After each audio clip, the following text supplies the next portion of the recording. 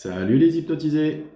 Un petit mot aujourd'hui pour vous parler de la volonté, parce que j'ai beaucoup dans mon cabinet de gens qui me disent: «Je n'ai pas assez de volonté. J'aimerais bien arrêter de fumer, mais je n'y arrive pas. J'aimerais bien perdre du poids, arrêter de manger du sucre, mais j'ai pas assez de volonté. J'aimerais bien pour les étudiants me mettre à étudier, mais j'ai pas assez de volonté», et cetera, et cetera.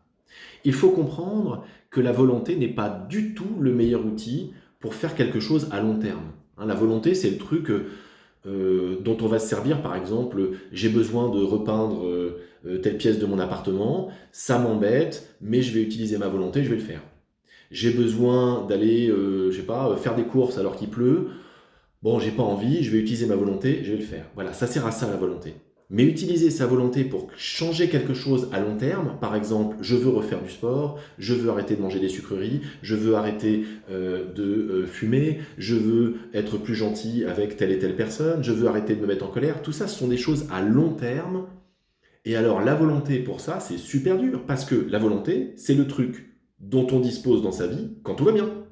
Quand tout va bien dans sa vie, on en a de la volonté, on a de l'énergie. Mais il y a plein de moments dans la vie où on n'a pas de volonté parce qu'on n'a pas d'énergie. Et donc, comment changer donc quelque chose de durable? Ah, vaste question.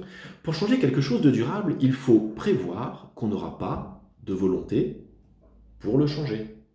C'est-à-dire qu'il faut se débrouiller pour que le processus de changement ne coûte rien. Il faut se débrouiller pour que le processus d'atteinte de l'objectif, commencer à faire ceci, arrêter de faire cela, commencer à penser comme ceci, arrêter de penser comme cela, ce processus d'atteinte ne doit pas coûter beaucoup d'énergie. Si ce processus est un processus où on utilise l'abnégation, je fais des efforts, je me contrains, ça ne marche pas, ça ne tient pas dans le temps. Et vous en avez fait bien sûr l'expérience, j'en suis convaincu. Les moments où vous vous êtes dit, maintenant je vais commencer à faire ci, maintenant je vais arrêter de faire ça, c'est oublier que vous n'aurez pas la volonté dans la durée. Changer commence donc non pas à s'intéresser aux résultats, mais par s'intéresser au processus d'atteinte de ce résultat, pour rendre ce processus le plus agréable possible. Si ce processus n'est pas satisfaisant et agréable dans son accomplissement, vous n'atteignez jamais le résultat. À bientôt.